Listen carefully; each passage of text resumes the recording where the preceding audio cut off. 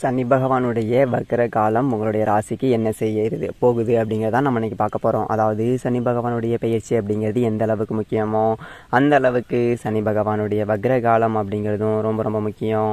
ஏன்னா இது சாதாரணமாக 10 நாள் 15 நாளைக்கு வந்துட்டு போகக்கூடியது கிடையாது. 4.5 மாதம், ஜூன் மாதம் 29ஆம் தேதியிலிருந்து நவம்பர் மாதம் 15ஆம் தேதி வரைக்கும். அப்போது ஒரு 4.5 மாதம் அப்படிங்கிறது ஒரு பெரியதொரு காலகட்டம். அப்படிங்கிறதுனால இந்த வக்ர காலகட்டத்தில் சனி பகவான் கொடுக்கக்கூடிய பலாபலன்கள் அப்படிங்கிறத நாம் ரொம்ப சரியாக பார்த்து வச்சுக்கணும். ஏன்னா பல பேர் வந்துட்டு சனி பகவானாலே பயப்படுவாங்க. சனி பகவானுடைய வக்ர காலம் அப்படின்னா அதை விட அதிகமாக பயப்படுவாங்க. என்ன பண்ணுவாரோ ஏது பண்ணுவாரோ தெரிலையே அப்படிங்கிற மாதிரி ஒரு நடுக்கம் இருக்கும். இப்போது புரட்டாதி நட்சத்திரத்தில் இருக்கக்கூடிய சனி சதய நட்சத்திரத்துக்கு போகிறாரு. அக்டோபர் 5 அவிட்டம் நட்சத்திரத்துக்கு போவார். அதன் பிறகு அவர் பழையபடி நேர்கதிக்கு போவார். இதே காலகட்டத்தில் பார்த்தீங்க அப்படின்னா குரு பகவான் வந்துட்டு ரிஷப ராசியில் இருக்கார். ராகு மீனத்தில் இருக்கார். கேது கன்னியில் இருக்கார். சனி பகவானுடைய வக்ரத்தோடு சேர்த்து இந்த வருட கிரகங்களுடைய நகர்வு அப்படிங்கிறதையும் பார்க்கணும். சனி பகவான் வந்துட்டு தன்னுடைய பார்வையை மேச ராசியில், சிம்ம ராசியில், விருச்சக ராசியில் பதிக்கிறாரு. அதாவது செவ்வாயினுடைய ஆதிக்கத்தில் இருக்கக்கூடிய 2 ராசியில் பார்க்குறாரு. மேஷம் விருச்சகம் 2த்தையும் பார்க்குறாரு. சூரிய பகவானுடைய ஆதிக்கத்தில் இருக்கக்கூடிய சிம்ம ராசியையும் பார்க்குறாரு. இது எல்லாமே பார்த்திங்க அப்படின்னா சனி பகவானுக்கு பகை வீடு. மேஷம், சிம்மம், விருச்சகம் 3மே பகை வீட்டை தான் சனி பார்க்குறாரு. அப்போது இந்த வக்ர காலகட்டத்தில் அவருடைய பார்வைக்குன்னு தனி பலன் இருக்குது. இது எல்லாத்தையும் கூட்டி கழித்து இந்த ஒரு 4.5 மாதம் உங்களுக்கு என்ன செய்ய போகுது அப்படின்னு சொல்லி கும்பராசி நேயர்களே, உங்களுக்கு இந்த சனி பகவானுடைய வக்ர காலம் எப்படி இருக்குது அப்படின்னு சொல்லிட்டு பார்த்தோம் அப்படின்னா, அதாவது மற்ற ராசிக்காரர்கள்லாம் இந்த சனி பகவானுடைய வக்ர காலம் அப்படிங்கிறத ஒரு 4.5 மாதம் போயிட்டு அதுக்கப்புறம் நிம்மதியாக இருக்கலாம். இல்லை சனி பகவானால் சில பல நன்மைகள் கிடைக்கும், இதெல்லாம் நாம் திட்டம் போட்டுக்கலாம் அப்படிங்கிற மாதிரி சில யோசனைகள் அப்படிங்கிறத வச்சுருந்துருப்பாங்க. ஆனால் கும்பராசிக்காரர்களை பொறுத்த வரைக்கும் எப்படா சனி பகவானுடைய வக்ர காலம் அப்படிங்கிறது வரும் அப்படின்னு சொல்லிட்டு முன்னாடியே காத்துட்டு இருந்த ஒரு ராசிக்காரர்களாக இருப்பீங்க. என்ன காரணம் அப்படின்னா சனி பகவான் வந்துட்டு இப்போ உங்களுடைய ராசிக்குள்ளேயே உட்காந்துருக்காரு. அதாவது இந்த 7 சனியில் நடுப்பகுதி ஜென்ம சனி இருக்கிறதுலே ஒரு மோசமான ஒரு காலகட்டம் அப்படிங்கிறது இந்த ஜென்ம சனி காலகட்டம் தான்.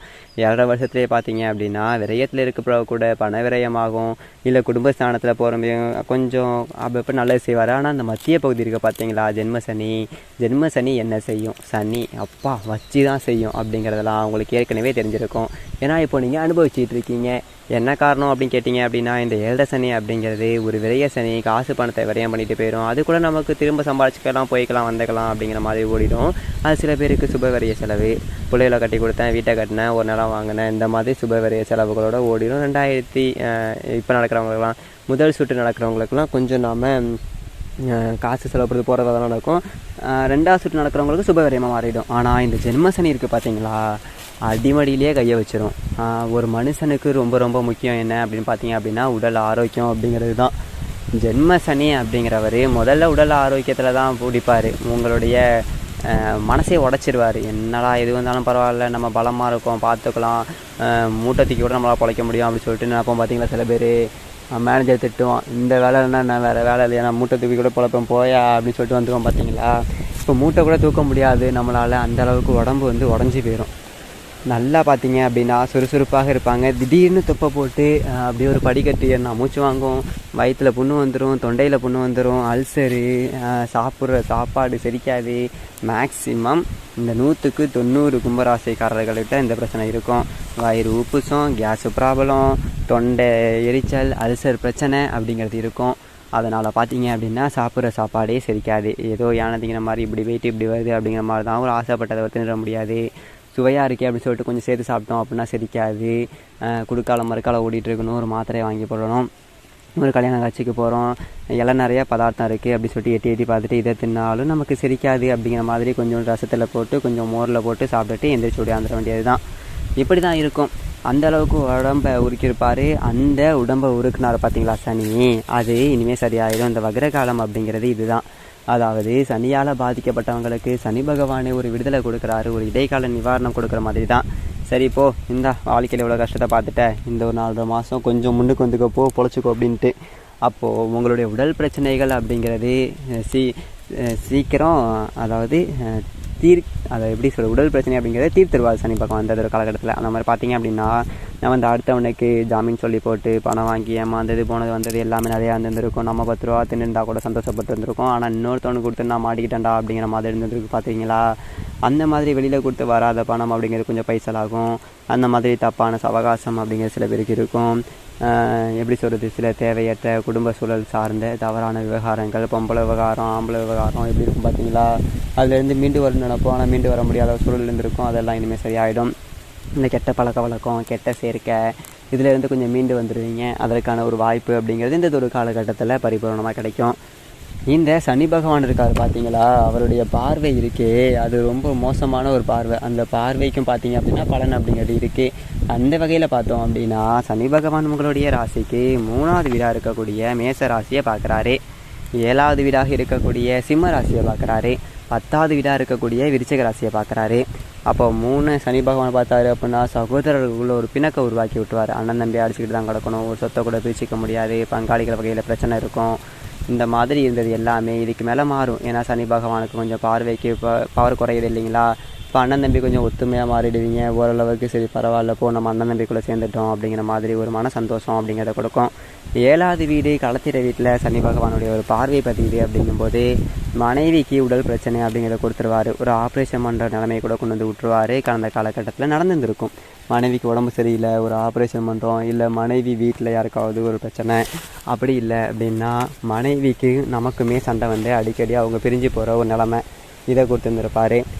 எப்படி சொல்கிறது அப்படின்னா மனைவி வழியில் கணவன் மனைவியில் ஒரு தொந்தரவு தான். அதாவது கும்பராசி பெண்களாக இருந்தால் கணவனால் பிரச்சனை, கணவனுக்கு உடம்பு சரியில்லாமல் போகும். கும்பராசி ஆண்களாக இருந்தால் மனைவிக்கு பிரச்சனை, இப்படி கொடுத்துருந்துருக்கும். இதுக்கு மேலே சரியாயிடும். இந்த ரொம்ப மோசமான ஒரு வியாதிகளால் பாதிக்கப்பட்டவங்க கூட ஒரு மாற்று மருந்தால் குணமடையக்கூடிய ஒரு காலகட்டமாக இருக்கும்.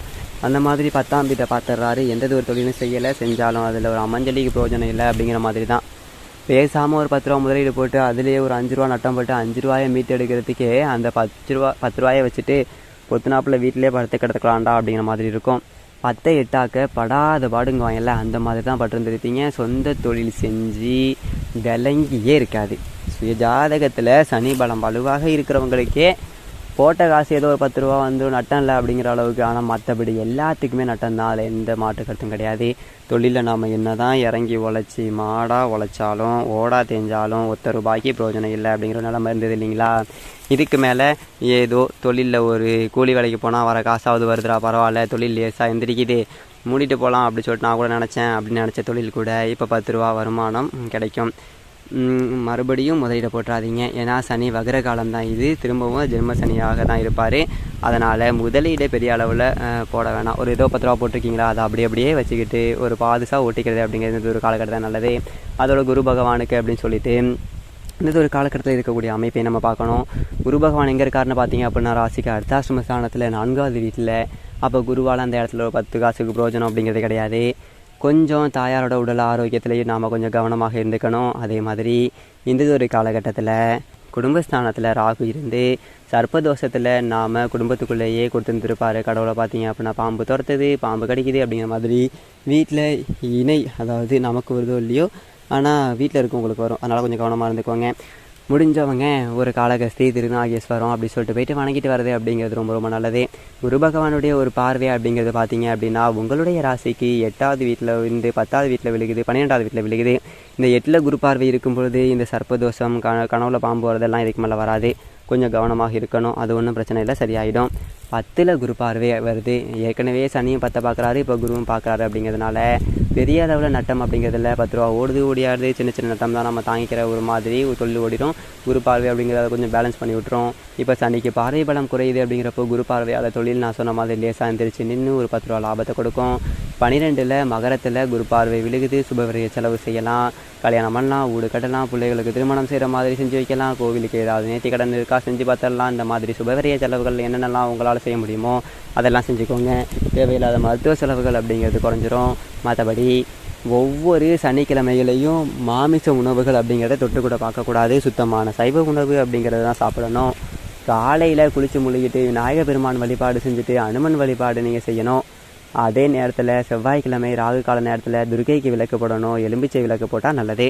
சனிக்கிழமைகளில் சனி பகவானுக்கு எல் விளக்கு, வியாழக்கிழமையில் குரு பகவானுக்கு நெய் விளக்கு. மாற்றுத்திறனாளிகளுக்கு அன்னதானம் உங்களால் எப்போ முடியுதோ ஒரு 10 பேருக்கு போட்டாலும் சரி, இல்லை 5 பேருக்கு போட்டாலும் சரி, ஒரு அன்னதானம் அப்படிங்கிறத செஞ்சுட்டு வாங்க. இந்த வக்ர காலம் அப்படிங்கிறது உங்களுக்கு ஒரு தற்காலிக விடுதலை கொடுக்கக்கூடிய ஒரு காலகட்டமாக இருக்கும். கும்பராசிக்காரர்களுக்கு எல்லாமே நல்லதாகவே அமையும். நன்றி, வணக்கம்.